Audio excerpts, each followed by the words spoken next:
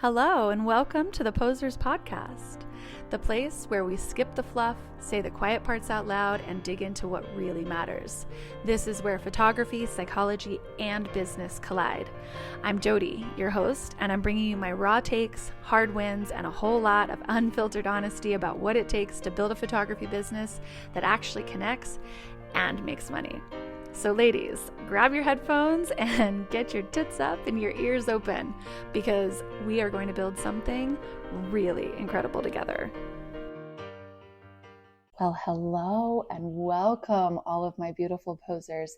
Today we are just going to dive right in. This might be the first time you ever hear me say this in my life, but today there is no foreplay needed. Because today's topic doesn't need an introduction. She is known around the neighborhood. She lives rent-free in our heads. She is mayor. She is governor. She is president. Okay.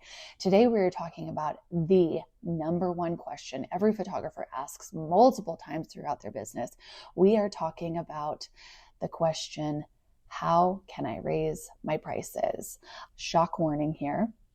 There is only one answer to this question, and anything you've heard anywhere else, I am sorry to say, it is wrong. Boom, right out of the fucking gates today. I'm like, Jody is right, the rest of the world is wrong. Here we go. Okay, let's talk about something that affects every single dollar that comes into your business, whether you're charging $200 for a session or $20,000 for a wedding. It is not your skill. It is not your gear. It is not even your experience level. It's something way more powerful than all of that combined, and it is called perceived value. And once you understand it, you'll never look at your pricing, your clients, or how to run your business in the same way again. So what is perceived value? Perceived value is the worth your potential clients assign to your work before they ever book you. It's the value that they give your business based on what they see, what they feel, and what they experience when they encounter your brand. It is not the actual value of what you deliver. It is the value that they believe that they are going to get from working with you. And that belief, it shapes everything. It determines who inquires, who books, how much they're willing to spend, how much trust they hand over, how much grace they give you in tough moments, and how likely they are to refer you to other people like them. Perceived value isn't just a quote unquote like nice branding. It is your price tag's best friend. Okay. Just moments ago, right before I was in the studio recording this episode, I was sitting in my car cocooning, as I always do before I come into work, and an Instagram DM came through. Okay, now this is completely normal for me. I run so much content through stories and social media that the main point of contact for booking is through my DMs. So here's what the message said, but the middle isn't all that important. It's the first and the last line that let me know that not only is this a 5-figure booking for me, but that I'm also doing my job at controlling my perceived value. Here it is. This client said, or actually this potential client said, because I haven't booked them yet. She said, hi, I am obsessed with you. I'm the chief of staff at yada, yada, yada. We absolutely need a refresh on our headshots. It's a group of 12 to 15 people, da, da, da, da. I was interested in doing a shoot with you where we could get individual photos and group photos and that we could have these for various purposes. I additionally want your expertise on styling everyone so that we have a very cohesive and polished look. Looking forward to hearing back. Exclamation point, hearts, hearts, hearts. Then in response to that, I had to make sure that I manage her expectations properly from jump. And I told her that as much as this is a very sweet message, my answer has to be no, because my studio isn't big enough to accommodate a group that size. And her response to my honesty is exactly what I was hoping she would say. She said, we will find a way to make it work, even if the group photo doesn't happen in the studio. The only thing that I know is that we need you in our lives. Yes, please. I followed up with some pricing after that, and my pricing went into the 5 figures. I wanted to make sure that we were on the same page. I asked her if this is an alignment for her, and her next words were, this is music to my ears. let's go. Okay, so that is exactly what happens when you work daily to create perceived value in your business. I don't even niche down into branding work all that hard, and these inquiries are still rolling through my DMs. I want to make sure that we're on the same page here. This episode is not about charging what you are worth, because baby girl, you are priceless. I want you to note the change in the wording around the idea, because we are not charging what you are worth. We are charging what your work is worth. We are charging what your business can demand. And that, unlike your personal worth, your work does have a market price, but you are in control over it. So that question, how can I raise my prices? That number is attached to your work. It's your price tag, your package, your minimum spend. It's not to you as a person. So we need to separate those two things. And honestly, it's actually not even about pretty photos or saying the word luxury in your messaging or designer labels or European bookings. It's about how people perceive what you do. Have you ever known another photographer whose work, in your opinion, isn't as good as yours or isn't as good as most, yet they're running a highly profitable, successful business? Or hell, maybe you even look at my work and you think, yeah, sure, Jody's work is decent, but she's not fucking Anna Leibovitz, okay? Yet you still know that I'm running a multi-six-figure business. Or maybe you're in a Facebook group, and Facebook groups are kind of notorious for this. You see the posts that are happening and, they have like, oh, photo for attention. And you see that caption that's connected to that image. And it says something like, oh, I just had my first 10K sale. And you're scratching your head like, how are these people doing this? Well, my friend, welcome to the world of perceived value. Okay, so permission to get a little down and dirty and abrasive with the truth here, because I see this all the time. Photographers wonder why they aren't getting bookings, why they aren't able to raise their prices.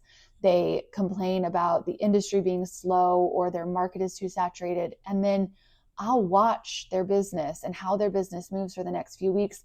And immediately I can answer why they aren't booked or why they can't raise their prices or why they are stuck, because without fail, they are playing small. They are failing to show up either with consistency or in ways that their business needs them to show up. And they are failing to attach any kind of value to what they do. Here's the thing. You do not get to complain about not being big when you show up small. You do not get to complain about those around you growing when shrinking is the choice that you make every day. And most importantly, you do not get to complain about your prices when you choose to place no value on your work. You cannot raise your prices until you control your perceived value. Now, look, I wasn't always averaging $4,000 a shoot, but the difference is when I was charging $400, I still acted like I was charging $4,000. I studied fine art. I obsessed over interior design. I obsessed over fashion magazines. I obsessed over other photographers and their blogs. And reminder, this was way back in 2010. Blogs were a really big thing. So I learned what luxury looked like, and more importantly, what it felt like. I curated my Instagram like it was a luxury magazine. Every image aligned with the brand. My stories, those were for my clients to get to know me, but my feed, that was for the future of my business. And not everyone made it to the grid. The grid was sacred. The grid still is sacred. Even before I was charging $25,000 for a wedding, I made it my challenge, my mission, my job to make every single wedding that I was shooting look like they had paid me $25,000, because perceived value isn't about how much the wedding costs. It's about taking what is in front of you, refining it and repackaging it for your client, for the vendor team, and for your brand. Controlling perceived value isn't just about luxury brands or designer shoes. It's about how you move through the details of your business. It is every touch point. It's the polish of your website, the tone of your copy, the way you handle objections, the confidence you bring to the table before anyone else gives it to you. Your perceived value is the first thing that your potential clients feel, and it's the last thing that they remember. And it is the only way to raise your prices without lowering your standards. The first and biggest impact of perceived value isn't even what you charge. It is who your business aligns with. Think of your business like your dating life. This is something that I constantly say. People are dating your business, okay? If you are thinking about your business like your dating life, you are not going to date a dusty man with a group chat that is full of like toxic bros who, I don't know, don't believe in therapy, right? Because guess what happens if you do this in your personal life? If you do this, you start shrinking, you stop growing, you bring yourself down to their level, you start to see the world with that neggy energy just like they do, right? You live in scarcity, you doubt your worth. The same things happen in your business. If you build your business to align with low investment, high demand clients who don't value what you do, you will shrink yourself to fit into the box that they've already placed you in. And guess what? That box is ugly. That box wears cargo shorts. That box has granite countertops and taffeta drapes, and it has no room for you. You've got to align your brand, your image, your tone, your entire client experience with people who are already on your level or aspiring to be on your level. Something that I used to do whenever I was just starting my business, and I still continue to do to this day, is I publicly lift up other women in my city. I use my social media and my newsletter to be talking about other women in business, other women that I want to align myself with, other businesses that have the same ideal client as my own. I constantly spend time on my social media getting other people booked and busy. It's the fastest way to network and build your audience. And it's not just about a rising tide for you and for other photographers. I built a boat big enough so that other industries and other women could rise together, could be associated with one another. We could share our audiences of like-minded, business-oriented, growth-focused, affluent potential clients. And I did this even before my wallet measured up to that group. When I was shooting weddings, I didn't just shoot weddings. I aligned myself with the best vendors in town. I talked about them like we were building a dream team. And guess what? The more that I posted about the great businesses that were on my go-to dream team, the more people wanted that team.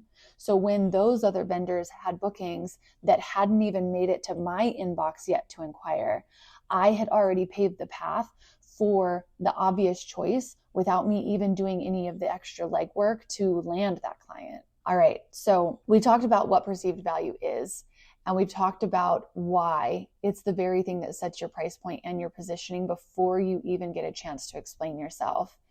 And I just gave you the number one way to get your work into the right circles, right? But now let's talk about how to control it.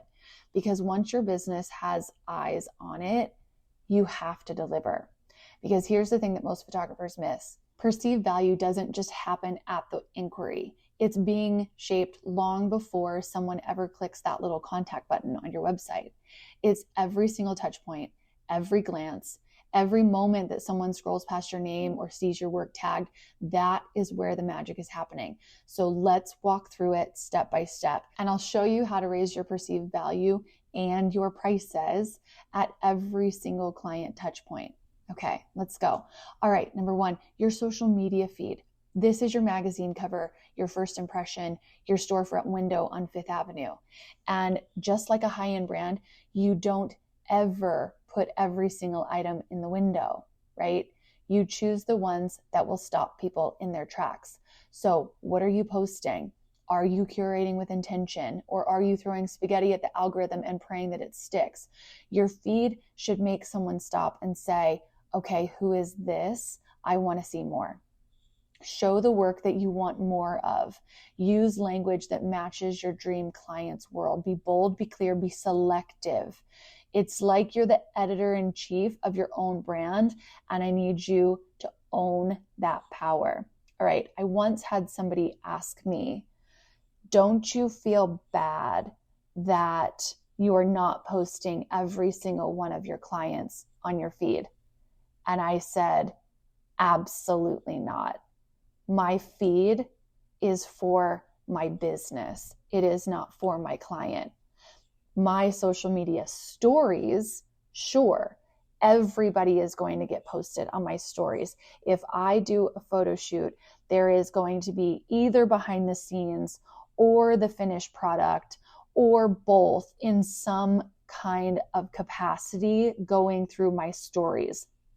This is intentional. This is what shows people my perceived value out into the world. This is what shows them I am booked, I am busy, I am constantly working, I am out there, right? So every single client that comes into my business is going to get space in my stories.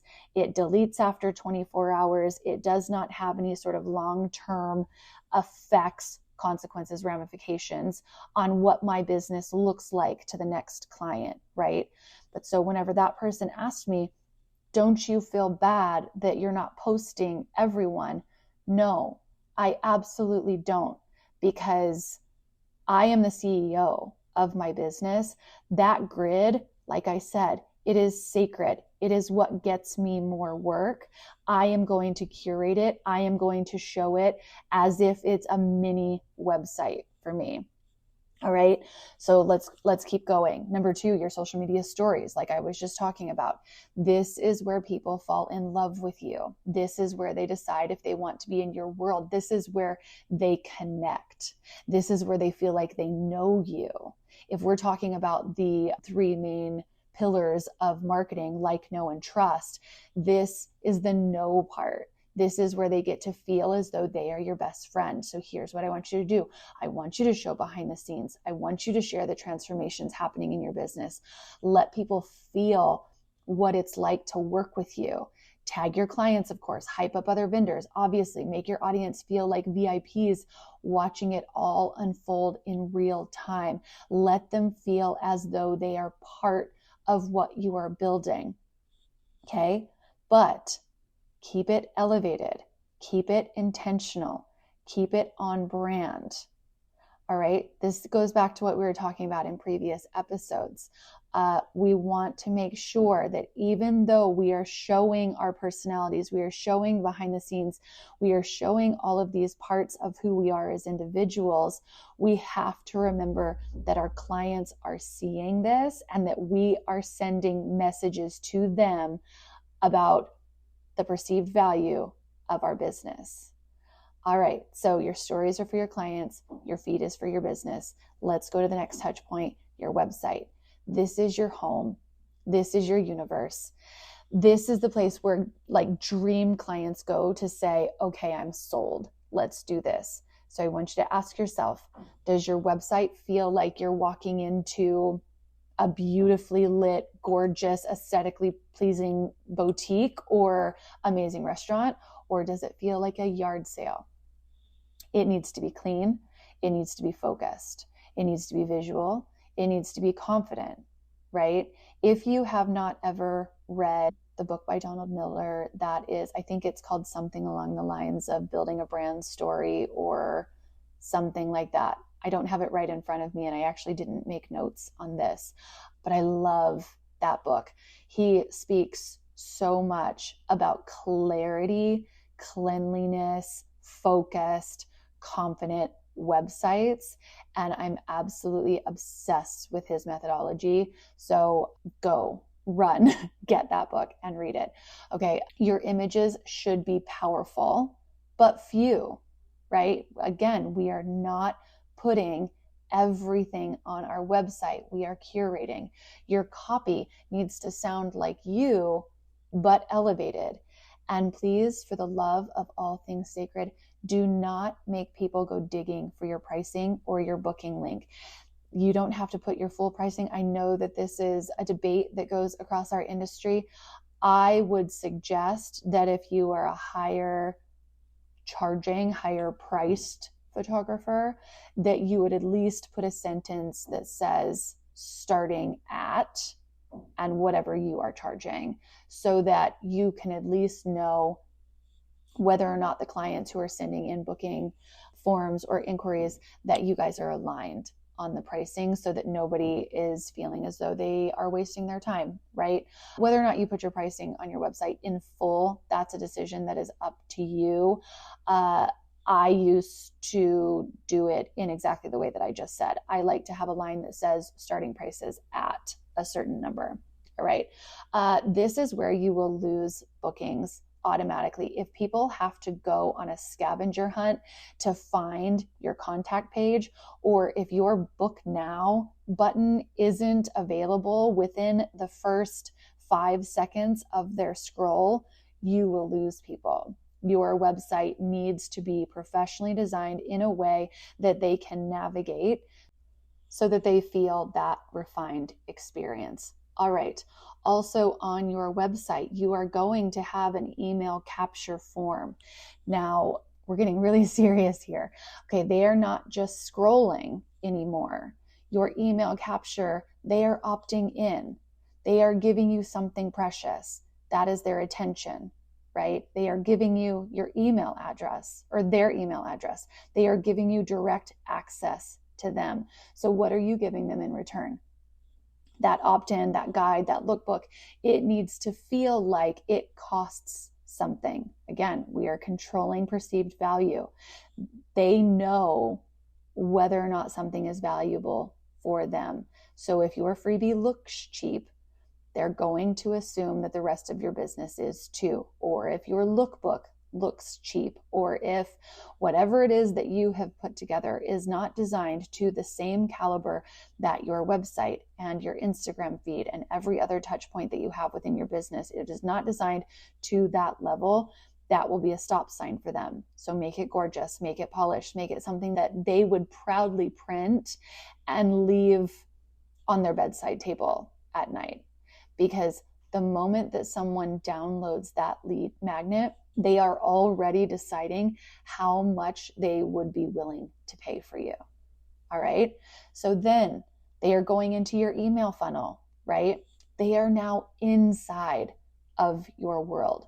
This is where we warm them up. This is where we build trust. We establish authority. And most importantly, we nurture belief, right? Every email should say, here's what I do.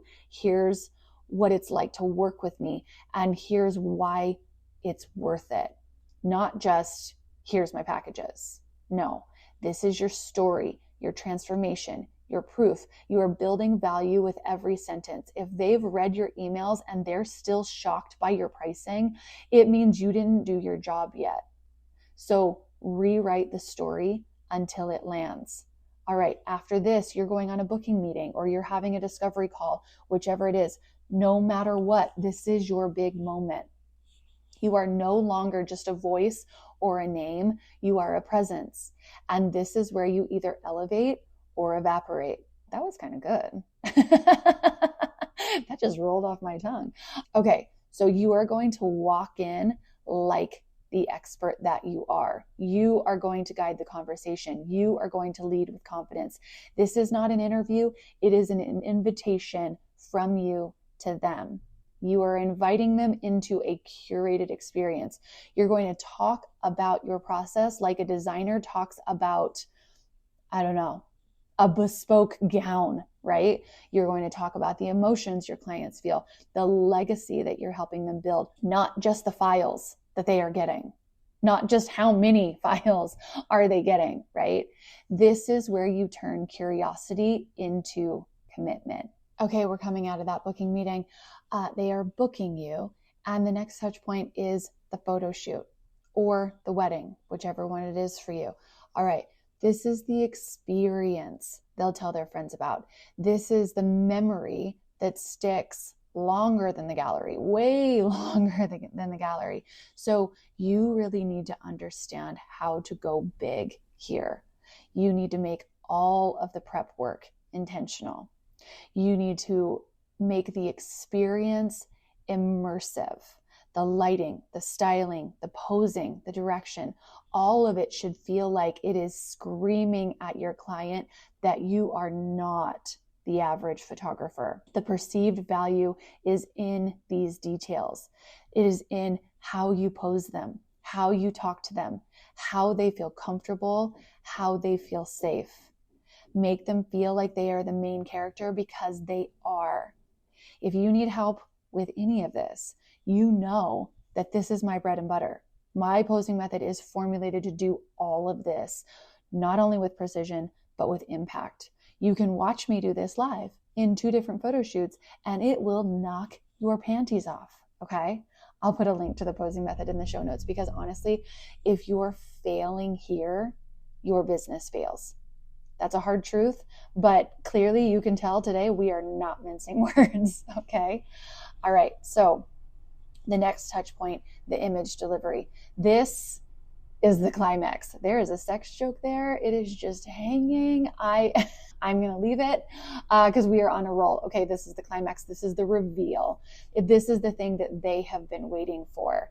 And if you send that magic via a janky little Dropbox link and like an email that says, here you go, here's your photos, you have just tanked your own value. Instead, I want you to create a moment. I want you to use a beautiful gallery. In fact, I want you to use a past gallery. We will talk about that later. But I want you to create a beautiful slideshow. I want you to include music. I want you to write a note. I want you to turn the delivery into an experience altogether. If you're doing everything that I'm talking about today, this right here, this moment, this is your Super Bowl. These are the Olympics. This is what you've trained for. This is where you will make thousands of dollars more on every single photo shoot. Even if you are a shoot and burn photographer, this is where you can turn your image gallery into even more money. Yes, even if you are not running IPS, okay? I'm going to be teaching a masterclass on this in June, because this was the biggest mistake I ever made in my business. And I'm so sorry. That is what they call a major cock tease. I'm so sorry that you have to wait until June for it, but it's going to be incredible. So let it cook for just a little bit. All right. This final touch point, client retention. Okay. This is the cult that we are building. You do not just let them go. You turn them into cult members. You turn them into lifers.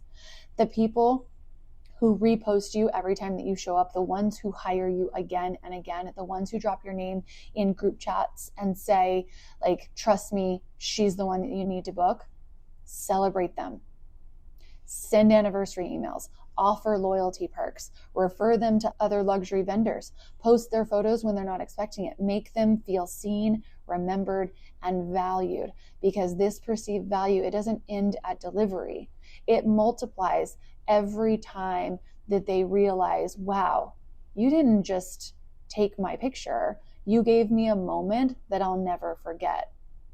So there it is, every touch point, every opportunity, every place that your value is either rising like the star that Paige DeSorbo is, or crashing like Craig Conover did on Watch What Happens Live last night.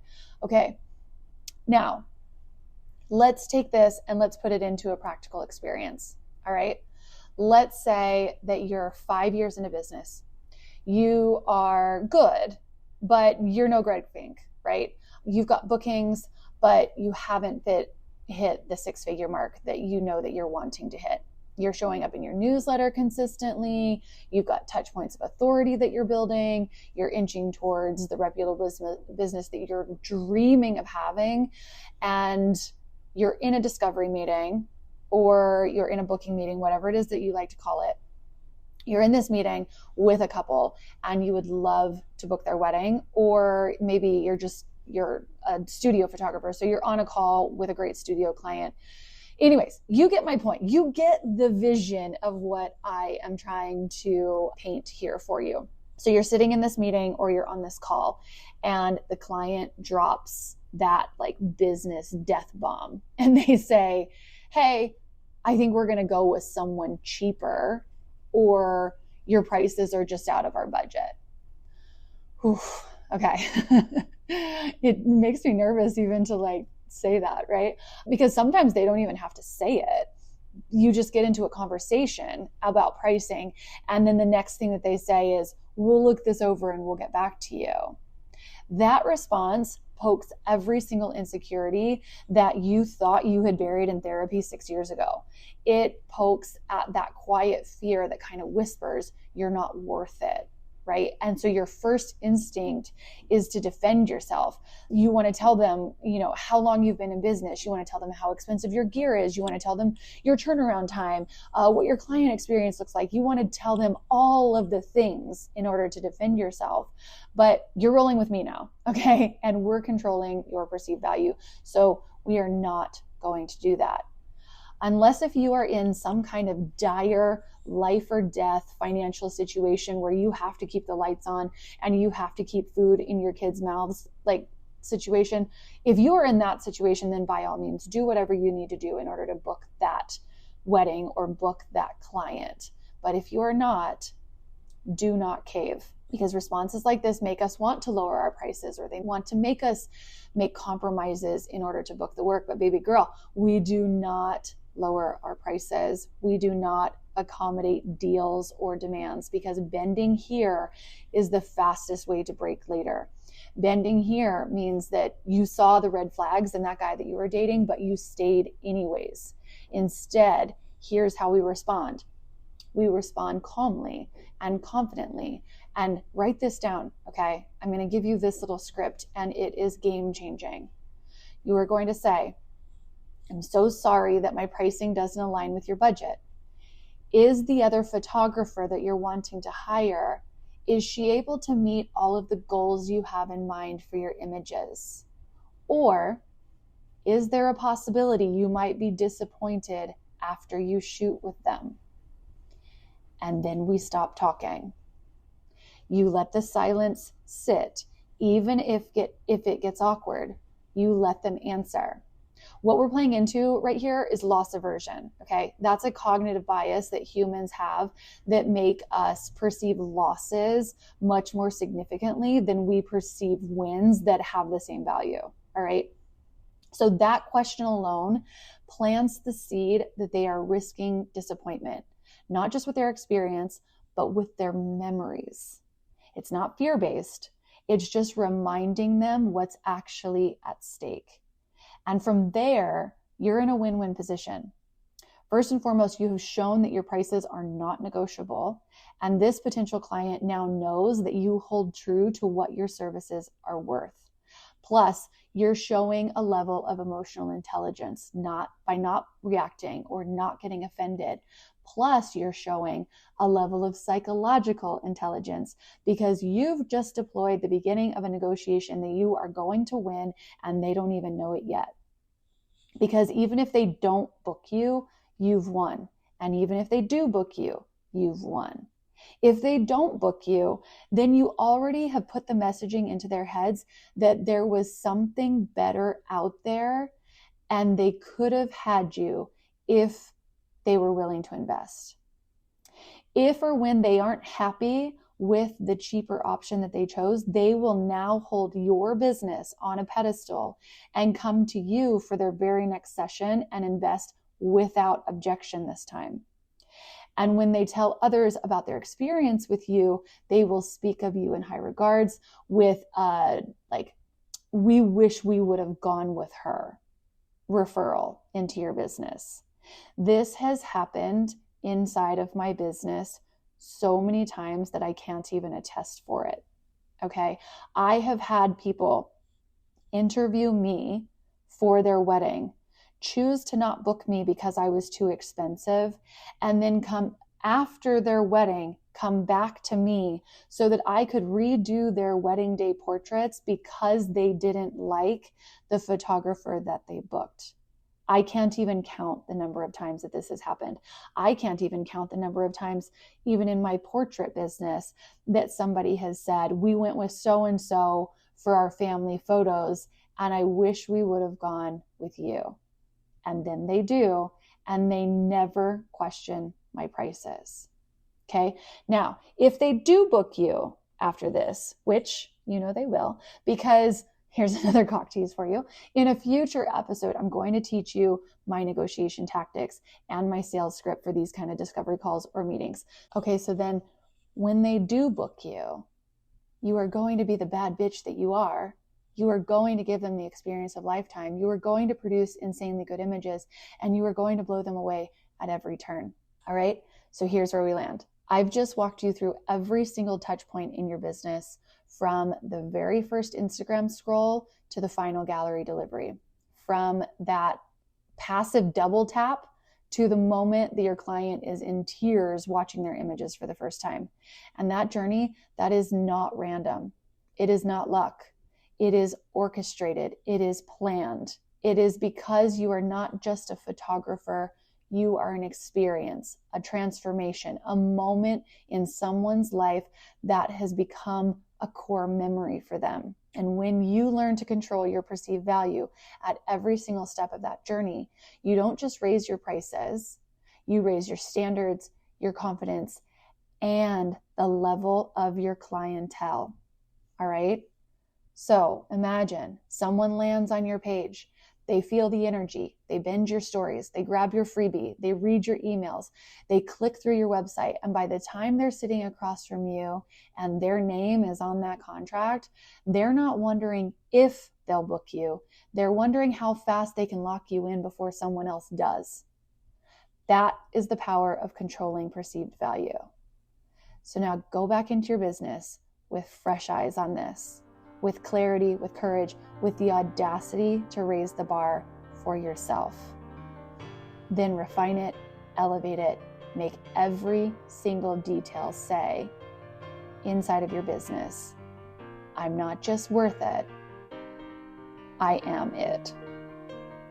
Because you are. Signing off, as always, with more gumption than grace. Bye for now, friends. Okay, so that is a wrap on this episode of the Posers Podcast. If you loved it, please subscribe, rate, and review, because honestly, algorithms are needier than all of our ex-boyfriends combined, and ladies, I need all the help I can get. If you've got thoughts, questions, love letters, even hate mail, please send them my way. I actually read every single one of them. So until next time, stay bold, stay messy, and don't let the bullshit win. Tits up, ears open, and go build something incredible. Bye for now, friends.